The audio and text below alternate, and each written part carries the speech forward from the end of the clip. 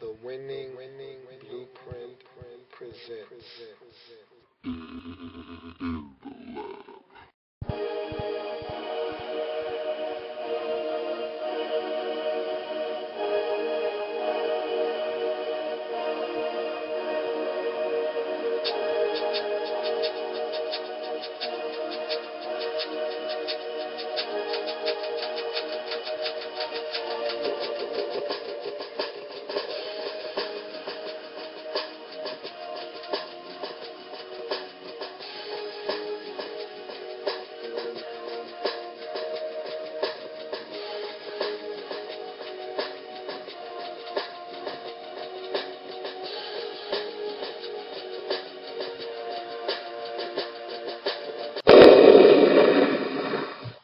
Playoffs? Don't talk about playoffs. You kidding me?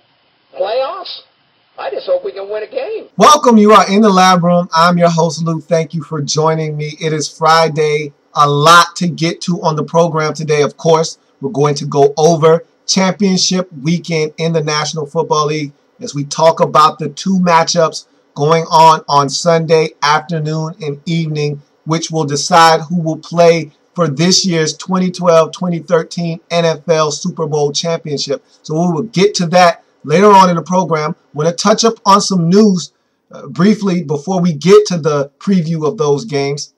First things first, the coaching carousel has officially stopped. If you don't have a chair by now, you won't have a chair in the 2013 season, as every National Football League team has a head coach, as the Arizona Cardinals have selected Bruce Arians as we left yesterday.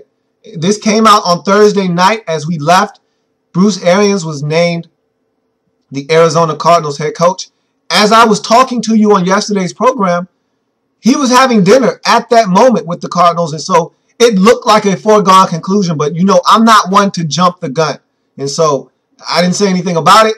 Now it's official. He's the Arizona Cardinals' next head coach. And so now every single team in the National Football League has their man in place as a head coach. So if you don't have a chair now, you won't be getting one in terms of a head coaching chair in the National Football League for the 2013 season. So doom, doom, doom, doom, doom, doom, doom, doom, doom, doom, doom, doom, doom. Doom. That's it. The music just stopped. There are no more chairs. You don't have one? Looks like you'll need to find a coordinator job, or you just need to sit down for a year. And so we'll see what all the rest of the coaches who haven't found work yet will do.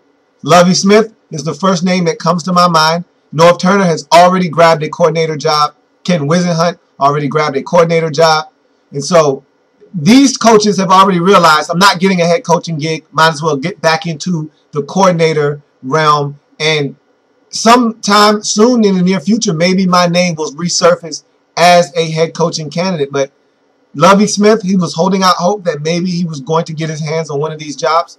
It's not going to happen. And so now he needs to find his way back to someone's staff as a D coordinator, or he needs to find his way off to the side and wait until next season, and when maybe his name will resurface as a potential head coaching candidate.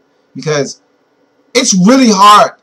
If you're not a good coach and you're only a coach for 4, maybe 5 years, 3 years, I could see you taking a demotion from head coach all the way to linebackers coach. Because you weren't in the position long enough for you to feel like, hey, I'm so above being a positional coach. A coordinator, you're a step away from being a head coach. And so you don't take that demotion as hard as you would one all the way to just a position. And so Lovie Smith being a linebackers coach, a safeties coach, a corner coach, I can't see it happening. I just can't. I can't see him being a secondaries coach. I can't see him being a linebacker or a defensive line coach, because that's too far removed from being a head coach. You go from having to be able to manage 53 guys on a roster, not to mention coaches and staff and all that, to having to just manage 5 or 6 guys That's pretty tough. That's a tough transition to ask a coach to make. So I wouldn't be surprised if Lovie Smith absolutely did nothing this season. It'd really be interesting to see what happens for Lovie Smith here in the next few weeks, because if nothing happens, then I don't expect anything to happen for Lovie Smith. So, and we'll talk a little bit about Lovie Smith and some of the other coaches in the league a little bit later. I think that's going to be something that I really want to spend a little bit of time on. So let's continue to move on so that this episode doesn't get out of hand in terms of time. Another huge bit of news today. The Browns, they're just moving right along. One day, Rob Trzcinski is named their head coach. The next day, it seems like they've got Norv Turner as an offensive coordinator. Now they have a GM in place, or as they would like to call it, a vice president of player personnel. Whatever you want to call the title, Michael Lombardi, formerly of NFL Network, formerly of the Oakland Raiders, formerly of this same Cleveland Browns team when they had that all-star coaching group back when Bill Belichick was the coach of the Cleveland Browns back in the early to mid-90s. And so he's back in the fold in Cleveland as their vice president of player personnel, which basically means he's going to be the GM, is what that means. He's going to be making a lot of personnel decisions, as the title indicates, vice president of player personnel. And it's been rumored for a while here. We've been hearing rumblings about him potentially being a GM in Cleveland for a long time now. Everyone's been talking it up. He's really been dismissing it, really kind of casting it aside. But people know when they hear things. You hear grumblings, you hear rumblings, you hear people talking, you hear people chirping. And again, I've said this before. When you hear things over and over and over again, you may hear it once, you might dismiss it. You may hear it twice. That's the second time I've heard that. You hear it 3 times, and now you're starting to say, hey, I'm hearing this too often now. Maybe there's some merit to this. And that was what the case was with Michael Lombardi and the Cleveland Browns in this GM position. We've been hearing people talking about it for a while now. They've been having it mentioned many times by different media sources and outlets. And people have been insinuating this for a long time. And again, they would come straight directly to Michael Lombardi himself and ask him, is this true? And he would always kind of be coy and, no, it's not anything. Nothing's in the works. But you hear it over and over again, and you start to connect the dots. And Michael Lombardi will be the Browns' vice president of player personnel, a.k.a. their general manager. And so now the Browns have filled all of their positions. Of note, GM, head coach, offensive coordinator. Now they need a defensive coordinator. This thing is starting to fill itself out. And you know how I feel about the Browns. People are laughing at me. People are telling me that I don't know what I'm talking about. But I really like what the Browns are doing. And now that Bruce Arians is in as the head coach in Arizona, he's going to have to fill his staff. And he's already brought in a defensive coordinator. Todd Bowles, the former Philadelphia Eagles defensive coordinator who took over in the middle of the season for Juan Castillo, is now your defensive coordinator in Arizona, which means Ray Horton is out in Arizona. And of course, being that he didn't get the job as the Arizona Cardinals head coach, you always have those feelings of not so much betrayal as it is being overlooked. And there's sort of a animosity bubbling beneath the surface, and you really don't want to be there anymore. Much like Russ Grimm with the Steelers. When he felt like he was overlooked for that job, he couldn't stay in Pittsburgh. It just hurt too much to stay there knowing that they didn't respect you enough to give you that position you felt like you so rightfully deserved. And so he moved on to Arizona. Same premise here. Ray Horton was overlooked for this job, at least probably in his mind he felt like he was overlooked for this job.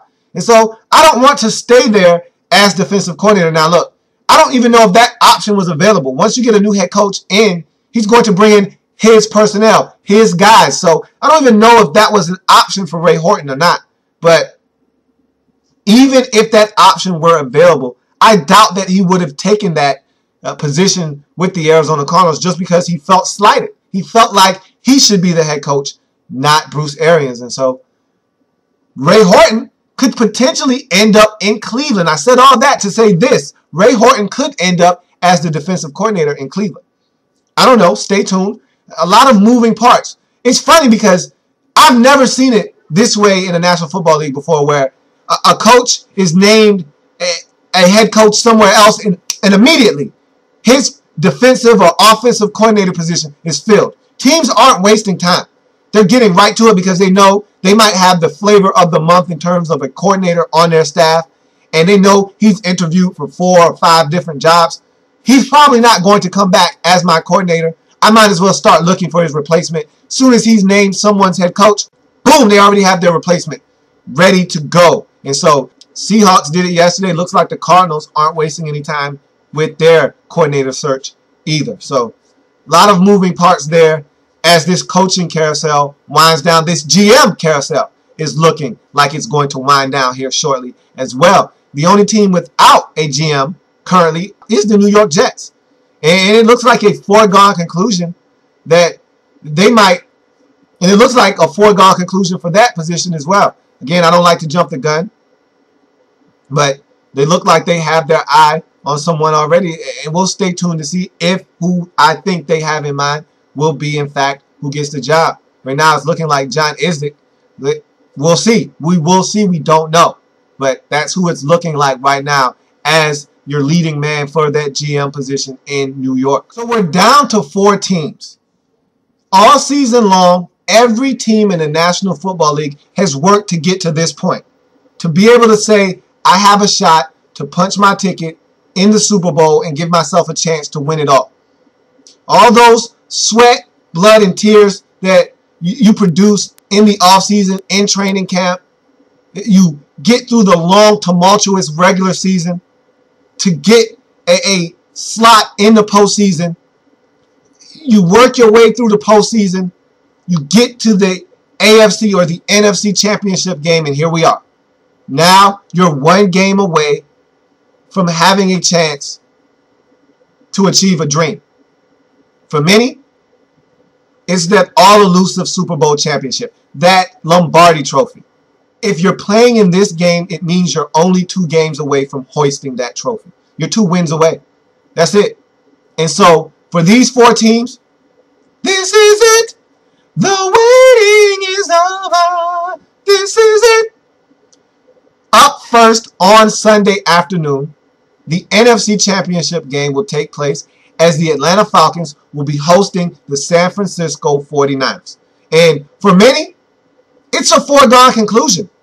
The Super Bowl is going to be a rematch of that great Sunday night game that we got that it looked like it was going to be a blowout between the San Francisco 49ers and the New England Patriots. Well, I'm here to tell you, if that's what you think is going to occur, I'm going to rain all over your parade. Because not only are the Falcons going to win, but the Ravens are going to win. And I'll tell you exactly why. Let's start with the Falcons hosting the San Francisco 49ers. Everyone this season has sold the Atlanta Falcons short. Ignoring the record, ignoring what they've been able to do, they just look at the way they've been winning and just assume that eventually they'll get clipped in the playoffs, as they always do. Matt Ryan, until last week. Tony Gonzalez, until last week. Head coach Mike Smith, until last week, had never won a playoff game. Roddy White, you could name all the rest of the guys on that roster who have been in Atlanta for their whole careers. Never won a playoff game. So, now, things have changed. They've gotten that monkey off their back. They've been the best team in the NFC all season long. Why not the Atlanta Falcons? Many people think the San Francisco 49ers have been one of the best teams in the league all season long. I can't argue with that. The 49ers were in this game a season ago. I can't argue with that. And so they have an experience factor of already being here, suffering a defeat, knowing what it feels like to not get it done, to come that close and see another team move on and ultimately win the Super Bowl championship. And so they've learned from their mistakes, and they're here to conquer what they weren't able to do last season. Can't argue with that either. What I can argue with, though, is that that was a different San Francisco 49ers team. That was a team led by Alex Smith. This is a team led by quarterback Colin Kaepernick. Now, I won't sit here and act like this offense isn't totally different because it's much better than it was last year. However, this Atlanta Falcons team is much better than it was last year. This Atlanta Falcons team is really good. Time for people to start giving the Falcons their just due. They're not the #1 seed in the NFC by chance, by luck. They didn't just stumble upon the #1 seed. They earned the #1 seed. They went out and won a game last week against a red-hot Seattle Seahawks team that, oh, by the way, beat the brakes off of this San Francisco 49ers team just 3-4 weeks ago. So let's not act like this Atlanta Falcons team isn't good enough to get it done. And I gave them credit last week. I'm giving them more credit this week. I think they're a really good football team. They don't beat themselves. They don't turn the ball over. They don't have a lot of penalties. They set the NFL record for least amount of penalties, least amount of yardage from penalties in a season. That's discipline. And that's what this team is. They're a very disciplined group. And so I expect them to come out, be very disciplined against the San Francisco 49ers, including stopping the read option. They're going to be disciplined. Guys are going to fly to the football. They're going to be aggressive. They're going to come in bunches. I think they're going to stop the running attack of the San Francisco 49ers. Colin Kaepernick will be able to scramble because he's athletic, and that's what athletic quarterbacks do. They scramble.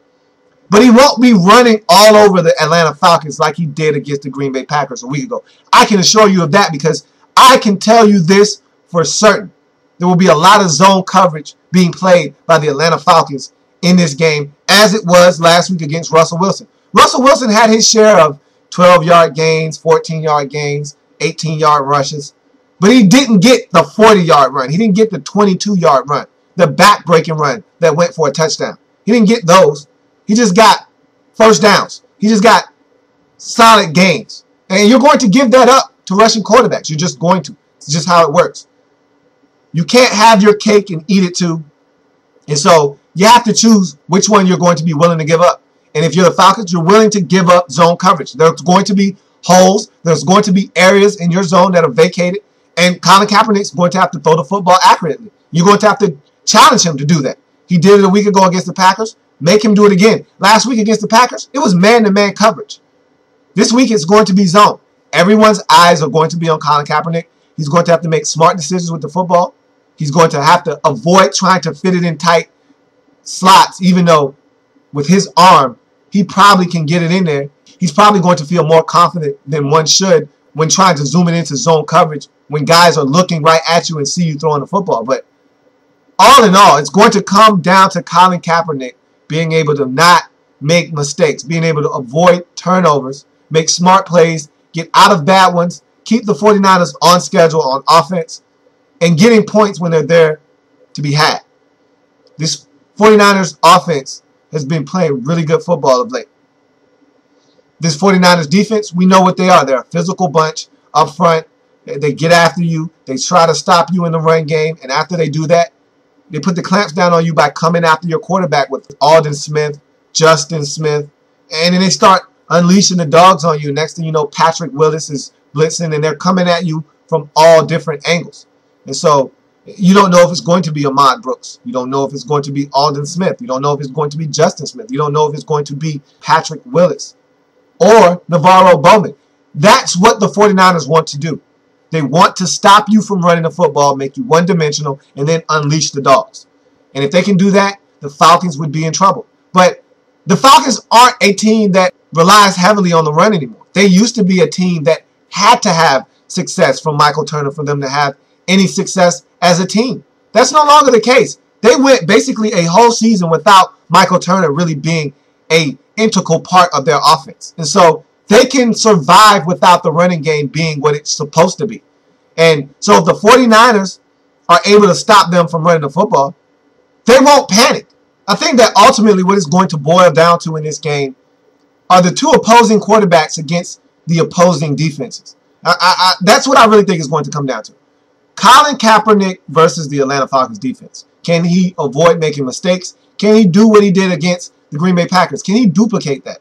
Can he go out and put on an all-world performance and help his team get to the Super Bowl?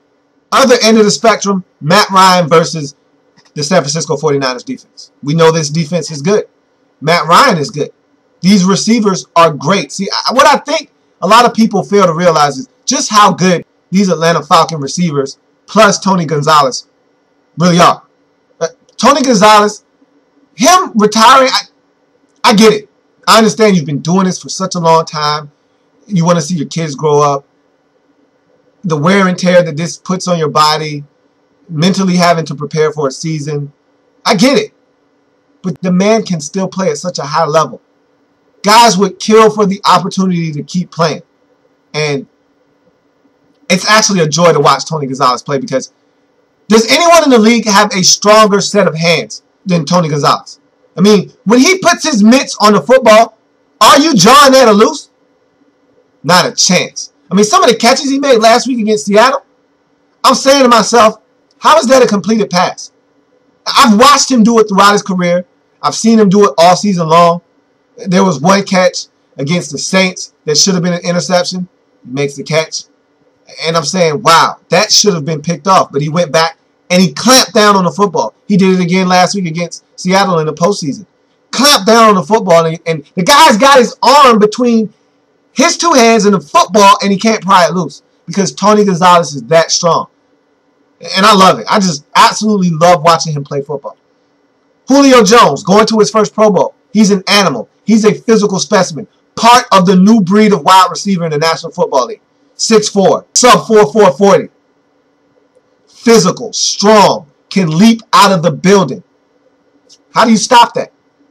Opposite him, Roddy White, one of the most underrated receivers, overlooked receivers, underappreciated receivers in the National Football League, maybe in National Football League history. He goes about his business, very human-like. You don't hear a lot about him. He's not a big diva.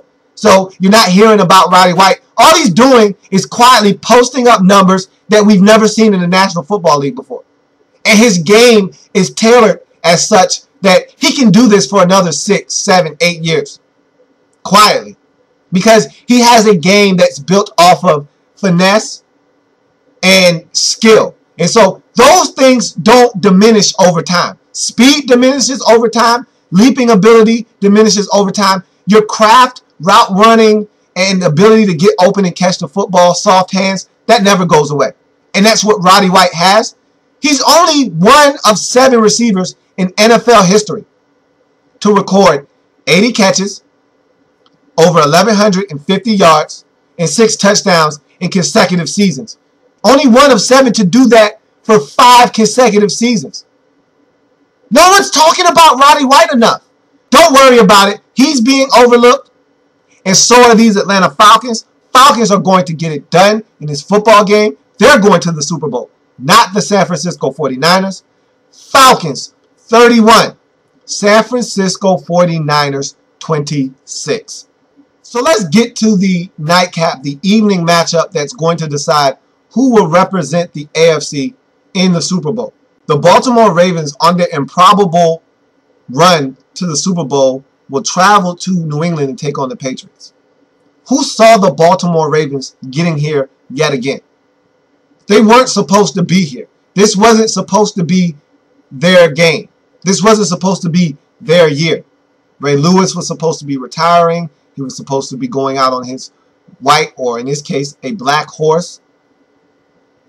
And they were supposed to lose to the Broncos. Everyone was supposed to want to win this one for Ray, and he was supposed to leave Denver a loser. He was supposed to leave Denver, and that would be the last time he saw an NFL field as a player. No. No. No. Football God said, no. You want Brady Manning? I'm not giving you Brady Manning. You've had it before, not doing that again. This is Ray Lewis's time. So now the Ravens are in the AFC Championship game. Who's the one team that I've already said that's not afraid of the Patriots? And look, no one's afraid of the Patriots. But it's easier said than done to be a team that can go and actually say, hey, I stand toe-to-toe with the Patriots all the time. I've beaten them several times. And when they beat us, it's very close. I'm not afraid of them. Not many teams can say that. But I tell you, who has absolutely no problem beating the Patriots? None whatsoever. These Baltimore Ravens. They should have beat them last year in the AFC Championship game. They've beaten them before. Remember the year they went to Foxborough? I want to say it was Wild Card Weekend. May have been the divisional round. Whatever the case was. Remember, they just absolutely went into Foxborough and slapped the snot out of the New England Patriots.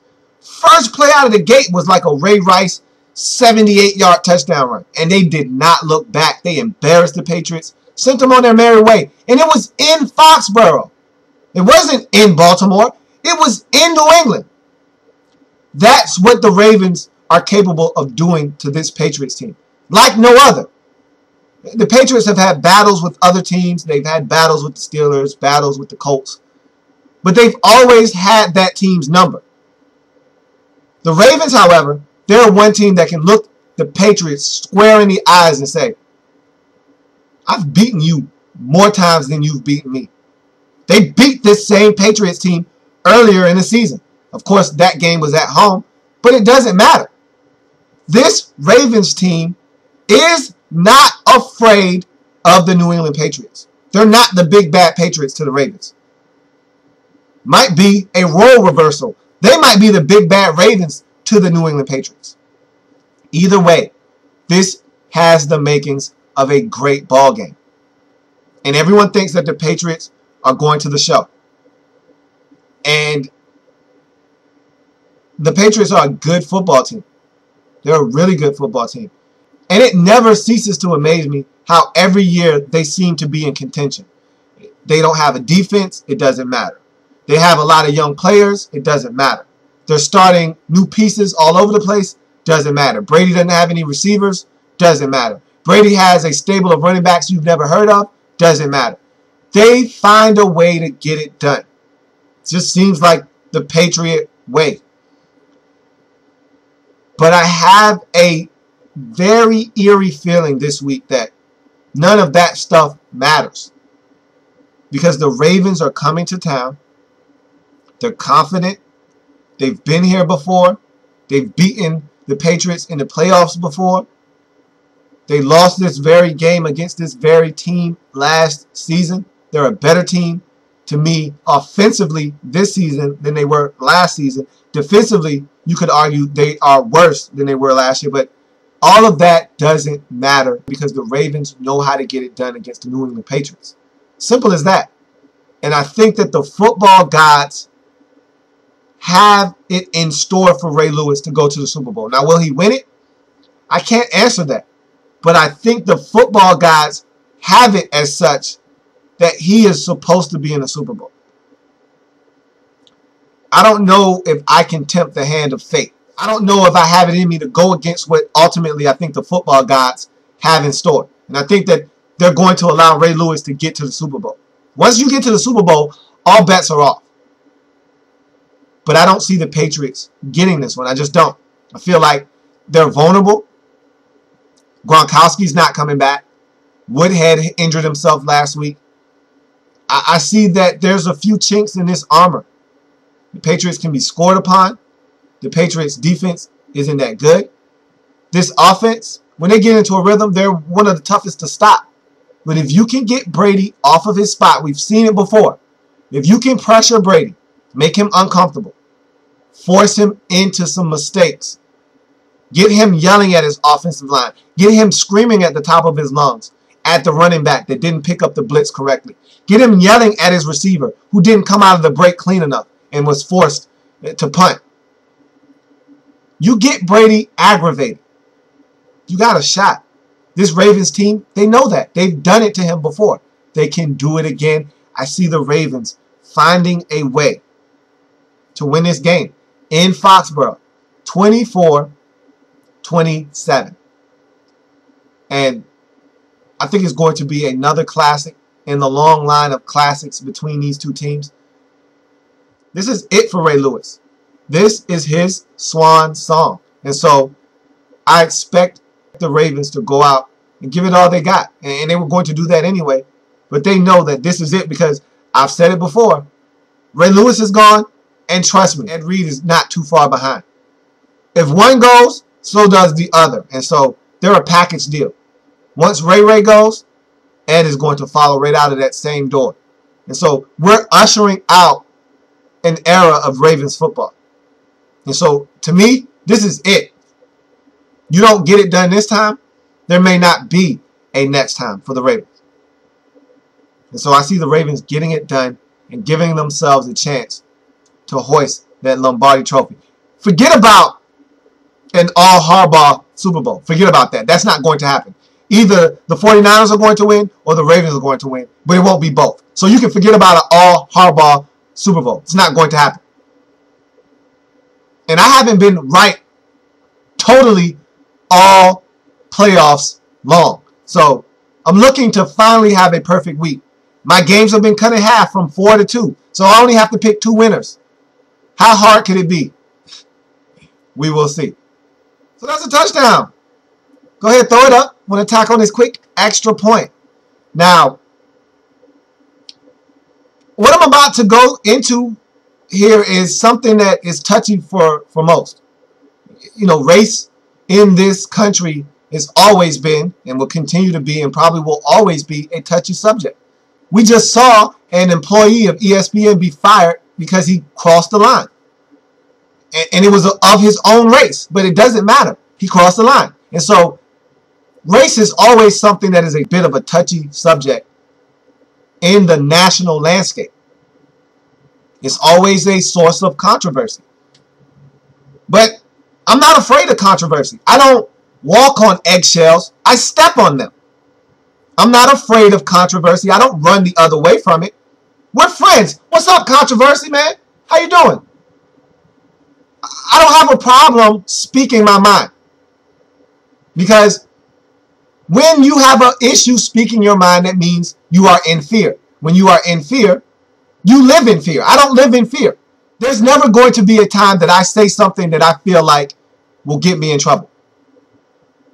I'm going to say what's on my mind, but I'm going to do it in a way that it's tasteful, tactfully done. I'm not going to offend many people. You can't always say things and hope that they don't offend people. Someone's going to be offended just for the simple fact that they don't like you. It's just the way it is. Everything that you say isn't going to please everyone. And so you're going to offend some people. But I'm not saying that you should just say whatever you want to say out of your mouth and not worry about the repercussions of what you've said. No, that's not what I'm saying. What I'm saying is, if there's something on your mind and you can speak candidly about it and speak respectfully about it, by all means, share your opinion with the world. And that's how I feel. And so I'm about to get into something that's very touchy for many. And some people don't like to hear it. I don't care that you don't like to hear it. You don't want to hear it? This is the time you change the station. This is the time you pause the video or turn it off. But black head coaches in the National Football League. We lost 2 this year. And there was a coaching carousel. There were 8 head coaching positions available. And not one was filled by a African American, or in this case, a black head coach. Not one. Lovey didn't really so much as get a sniff at one of these positions. Not saying that he deserved it, but would have been nice. The Rooney Rule is nice. To many, it's a joke. But I feel like if you are a coach of minority in the National Football League, it's in your best interest to take that interview. Even if you know it's a token interview, they're just using it as a means to an end to get to the coach that they really want. You still take that interview because it'll help you prep for the future. Maybe you're a candidate that down the line might be able to get a job. You taking these Rooney Rule interviews helps you prepare for the future. So I'm all for it. When I first heard of the Rooney Rule, I wasn't that fond of it because I felt like it was a joke. I felt like it was an abomination against minority coaches. You're going to ask me to interview for a job that I have absolutely no chance of getting? Get out of my face with that. But over the years, I've come to see that it means much more than that. You may know that you don't have a chance in hell of getting that position. But it's in your best interest to take that interview and approach it as if you are the leading candidate for that job. And use that to your benefit, that maybe down the road, that very interview helps you prepare for a future interview where you actually have a chance at getting a job. We're down from 5 head coaches in the NFL that are black to just 3. And it's sad.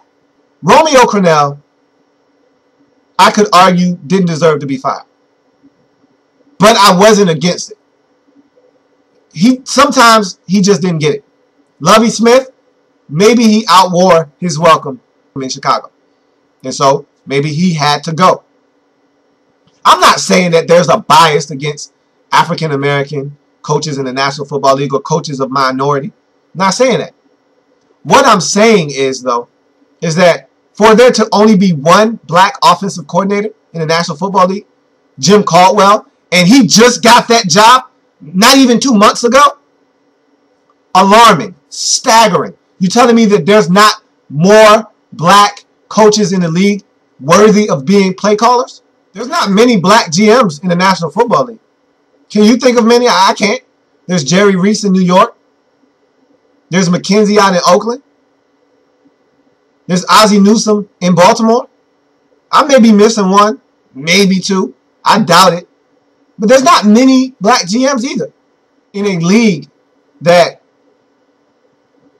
has 32 franchises, many brilliant minds that are black, that are Hispanic, that are of minority persuasion. In a league that has so many openings, are you telling me that only 3 or 5 are worthy of being GMs? 3 or 5 are only worthy of being head coaches? I'm not buying that for 1 second. And there are a lot of candidates out there that deserve a shot, who may never get a shot, who deserve a second shot, who may never get a second shot. It's sad. It really is. But at the end of the day, I'm not here to advocate that African Americans are being slighted just because of the color of their skin. You could argue that some guys are on a quicker leash. Yeah. Did Jim Caldwell need to be fired in Indianapolis? That team was terrible. Was it his fault that they had Curtis Painter, Dan Orlovsky? Was it his fault that Peyton Manning couldn't play for a whole season? No. Yeah, they didn't win the Super Bowl that year that he was the head coach, that he took over for Tony Dungy. But they went to the Super Bowl. He still had to do a coaching job. This thing wasn't on cruise control. He didn't just show up and say, hey, you guys just go ahead and play. I'll stand here and you guys win football games. I'll do nothing and we'll go to the Super Bowl. He still had to coach. They made it to the Super Bowl. They didn't win. Then they have a bad year because Peyton Manning is out. He gets fired. Did he deserve to be fired? Probably not. Probably not. I'll tell you one thing. If Leslie Frazier didn't take the Vikings to the playoffs this year, you think he would have had a job? You think the Vikings would have been talking about a contract extension? No. Leslie Frazier would have been looking for work. And I tell you what, that would have been unfair because the Minnesota Vikings don't have a lot of talent.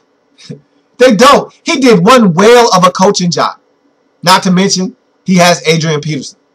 And Adrian Peterson might have single-handedly saved Leslie Frazier's job. But that doesn't matter. Me talking about one player saving a coach's job lets you know there's not a lot of talent on that team. The mere fact that he was able to keep Percy Harvin quiet and keep him on that roster and not have him be a distraction should have been enough to get him a contract extension. But he was going to be fired. If they didn't win this season, he was not going to be the coach of the Minnesota Vikings. And he's still not out of the water. He could get a contract extension. The Vikings could go 6-10 next year, and he could still get fired.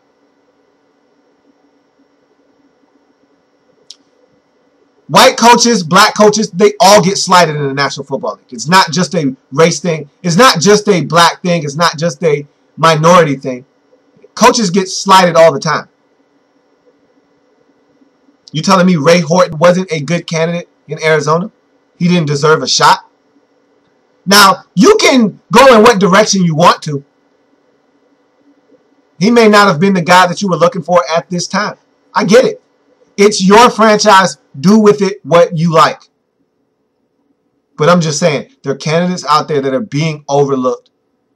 And one can only help but think, is it because of the color of his skin? That's the question you ask yourself all the time. I'm one that I like to think that, no, it's not because of the color of his skin. It's because of his ability to get through to people and to coach football. That's what I like to think. But sometimes I can only help but wonder, am I being naive? I don't know. But just know, we're down 2 black coaches from a year ago. Know that. And that's going to do it for this program in the lab room. I thank you for joining me. It's been a long Friday. It's always long on Friday. It's always long on Mondays. I don't feel like getting into all the ways you can contact or view the show, but you know how it goes. In the lab room is all you need to know. There's Facebook, there's YouTube, there's Twitter. You type in the lab room, the show is going to pop up. I guarantee it. And so, I thank you for joining me here on the program. And as always, want to see you back here, same time, same place. And as always, enjoy the football. We only got 2 more weeks of NFL professional tackle football. You better enjoy it because it's going to be gone for 6 long, grueling, excruciating months. So enjoy it. I know I will. I know you will as well. See you back here on Monday. Enjoy the football. Have a good one. And don't forget to check out the lab follow-up. Today, we'll be talking Tennessee Titans. Stay tuned for that as well. Enjoy your weekend. Check out the Tennessee Titans lab follow-up.